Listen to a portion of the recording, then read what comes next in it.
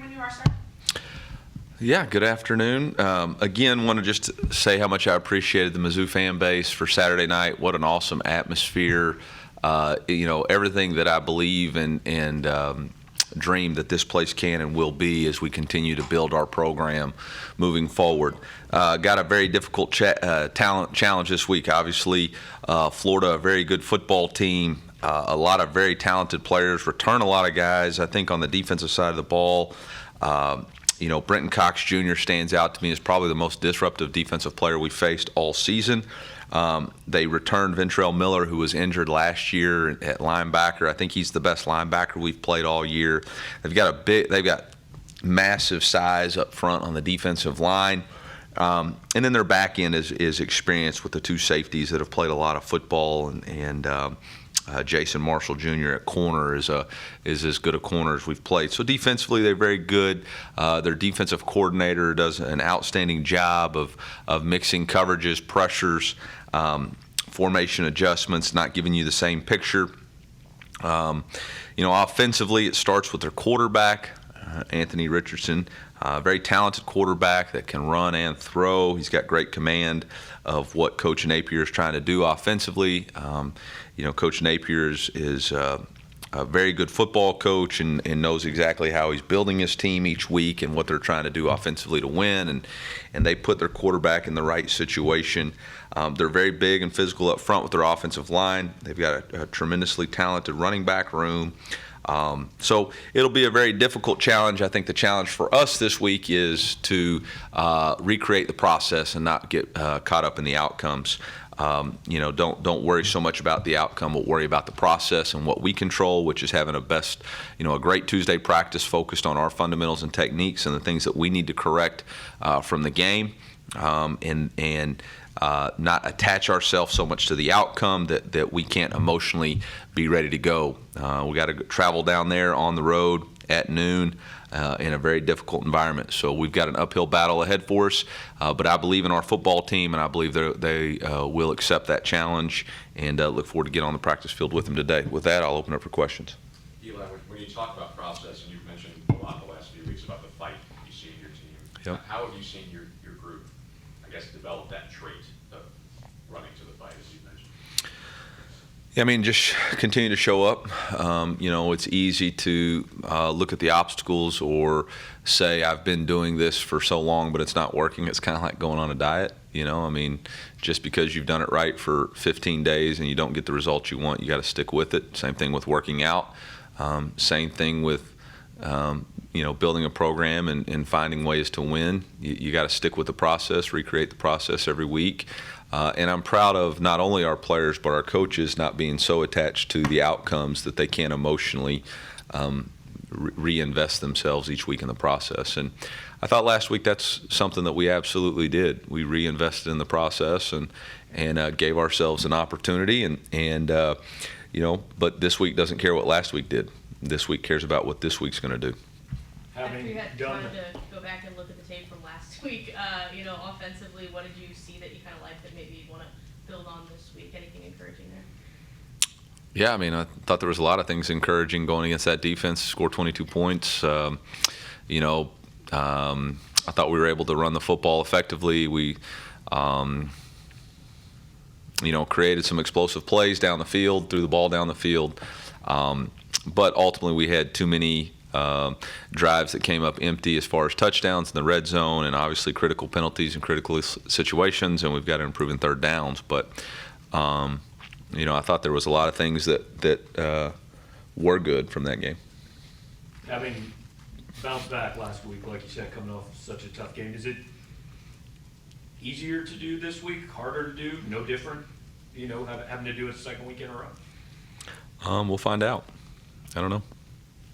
We'll find out. It's going to be up to the coaching staff to be resilient and the players to be resilient, and again, not attach themselves to the outcome, but attach themselves to the process. And we know what it takes and what it looks like in order to play that way, and you got to recharge yourself emotionally, and you got to figure out how to dig deep. And the only thing guaranteed in the game is a win and a loss. So that's the only outcome that's going to matter, and you got to reinvest yourself knowing that either one of those is an option. So, Eli, having coached against Napier in the Sun Belt, is there much carryover in what he does and what his teams are about when you watch him? Yeah, fundamentally sound, control the lines of scrimmage, don't beat themselves. Tactically very sound. Obviously, Coach Napier is very aggressive in fourth downs. He's been that way for a long time. I mean, I think there's a lot of similarities in what they do scheme-wise.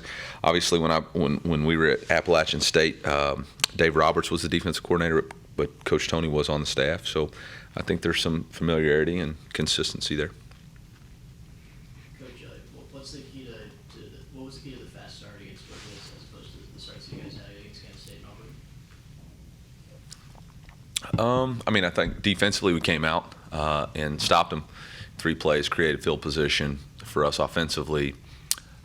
In those 2 games, both drives, they were 12, 14-play drives that led to touchdowns. So, and in both games, I mean, against K-State, we scored first, but, I think that's probably a lot of it, coming out and getting a stop early, creating field position, which is what you try to do in the middle 8, and or what you try to do, what we try to do is create an opportunity for us to double up possessions. Obviously, I think we ended up tying the middle 8 this past weekend, but yeah. Eli, you mentioned critical penalties a few times there. Mhm. When you go into training today and for the next few days, do you have, at this point in the season, do you have to readjust the way you teach some of those things, or do you keep going with the same process? Yeah, I mean, flinching on a cadence is discipline, and we've had the conversation, is there something inflection-wise that we're doing? But that's got to get corrected. And then penalties as far as holding and illegal hands to the face, I mean, that's got to be better technique. There was a lot of optimism about Tyron Hopper over the summer coming into the season, but has he exceeded maybe even what expectations you had coming into the year? Last year he had 14 tackles against us, 4 TFLs and a sack, so I think that was the expectation every game. He's a great young man. I'm so proud of him on our football team. He's really battling. He's playing a lot of plays, plays really fast, does what we ask him to do. So he's displaying what we believed he had in him, and yeah. I was going to say, to piggyback off other things about Little Hop, when did you know that the guy who played y'all last year, who had that big game with Fordham, when did you know he's going to do that for us every game this season? Well, I don't know if I knew he was going to do it every game, but I saw him in spring and thought we got a pretty good player on our hands. And there, here's the deal: he's a competitor. He prepares the right way, and I think he really trusts his teammates. I think the defensive line in front of him is playing really well, and he's able to play downhill. I think Coach Smith's done a really good job coaching him. I think Coach Baker's put him in a really good scheme fit. So I think it's a combination of a lot of things, and it starts with him being a guy who works really hard and having been blessed with a lot of talent. How has Cody Schrader taken, what he did at a lower level and brought it up here and kind of improved his game? He's a young man who's attached to the process and not the outcomes, and every day is a work day for him. He starts over and comes in and gets treatment and watches tape and exercises. I knew the young man was special, whether it was in the spring or throughout the summer. I mean, he was lifting twice a day. He is very appreciative of the opportunity, and he's a tremendous young man. Do you guys like Tyron Hopper in the portal? Like, does that change how you evaluate film? Like, if you see a guy do something special against you, like, oh, this guy could be a fit for us if something happens?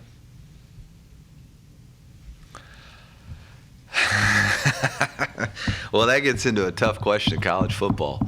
I mean, I think, you got to be ready for anybody to get in the portal at any time, I guess. Yeah, I don't know. But that's an interesting question. Do you have to talk to him this week about, hey, Yeah. the emotion and just treating this like another game? Well, he's not going to treat it like another game, but I definitely have to talk to him about keeping his composure. And I mean, those are his former teammates, and I know he's got a mutual respect. I think he was roommates with Brenton Cox, and I know he knows a lot of those guys. And I don't think there was any bad. I don't know that there's any bad blood or any ill will towards any of them at all. So I think it'll be fun to compete against them, but we got to make sure we keep our emotions in check. Do you know he's going to have this game circled? Huh? He's had this game circled on the calendar for all of them. No, I mean in the SEC, you better bring your A game every game, man. I don't know if you better circle one or not the other. Like they all got good players, and I doubt it. I hope not. Eli, can you pinpoint some areas where Brady's better going into week 6 than he was week 1? I mean, where are you seeing growth? Yeah, I mean, you look at the game, I think he was 20 for 32 with a touchdown, no interceptions, didn't put the ball in jeopardy, connected on a couple of deep balls. I mean, that's a pretty good defense we were going against, and he gave us an opportunity. Are there plays out there that are still to be made?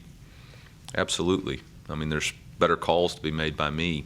And I think every game you go back and watch film, there's going to be things that you have to do better.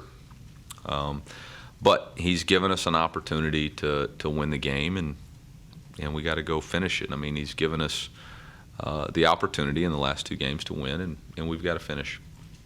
Coach, I think it was a couple weeks ago you mentioned before the Auburn game you wanted the defensive line to be more disruptive, more chaotic. How did you see them kind of adjust and kind of see what they did against Georgia as well? Yeah, I mean, I think they controlled the line of scrimmage. They were able to, for the most part, keep them in check and running the football and creating havoc plays. They got pressure on the quarterback, created turnovers. So all the things that are really a hallmark of Coach Baker and the style of defense that we want to play. And again, last week really doesn't matter. It's about what we can do this week, and that's one of the things that Florida does not allow is they don't allow a lot of negative yardage plays. They don't get behind the chains. They grind out 4 yards at a time. They take vertical shots. They get into 3rd and 3 to 4 where they can boot or let quarterback run the football. So we have got to control the line of scrimmage at the defensive at the point of attack, or it's going to be a really long day for us. Do you have any update on Lovett, kind of what he was dealing with and what you expect if he's available? Yeah, lower leg injuries day to day.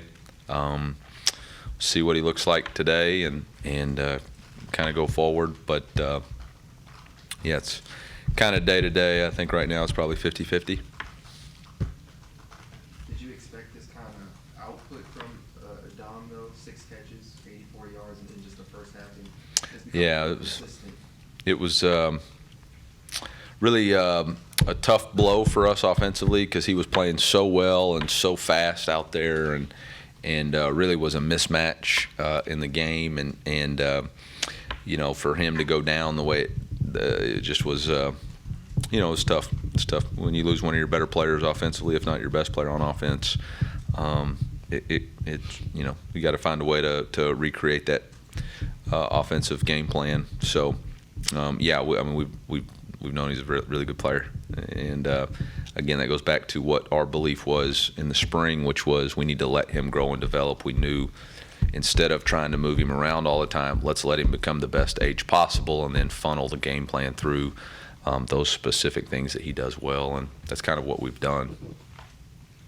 Coach, is there any concern about Chris Evans during the injury he had against Georgia, and then is there a chance you could get Chad Bailey back this week?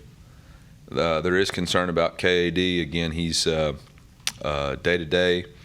I'd say he's 50-50. Chad Bailey will be out there in a green jersey today. We'll see how that progresses. There's not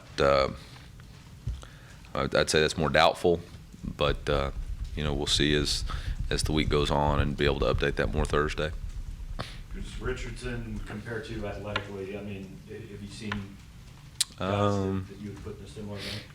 Yeah, I mean, I think him and Robbie Ashford from speed and quickness, ability.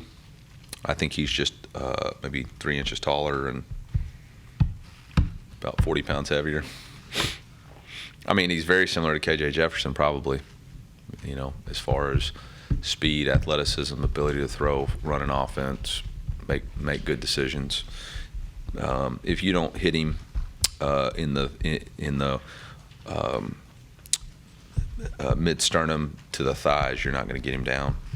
He's a very big physical player, and whether that's a free runner on a sack or in the run game, like, you have really got to run your feet through the tackle. If you leave your feet before the tackle, you're going to bounce off like a ping pong ball. Eli, what's the conversation like with your team about playing better on the road, what they've got to do to play well on the road? Yeah, I mean, we just got to start fast. I mean, but I thought the way we played against Auburn, you know, if believe me, there's plenty of things from that game that we've got to improve on, but I'm not necessarily worried about that. I mean, we got to recreate our process. There's not some magic on the road. We got to do something a whole lot different. Just got to recreate our process, focus on us. Don't worry about the environment. Don't worry about the opponent. It's about our energy, our execution, our determination to play the way that we want to play. What's our standard of performance? That to me is what it's all about. All right. Thank you, sir. Thank y'all. Appreciate it.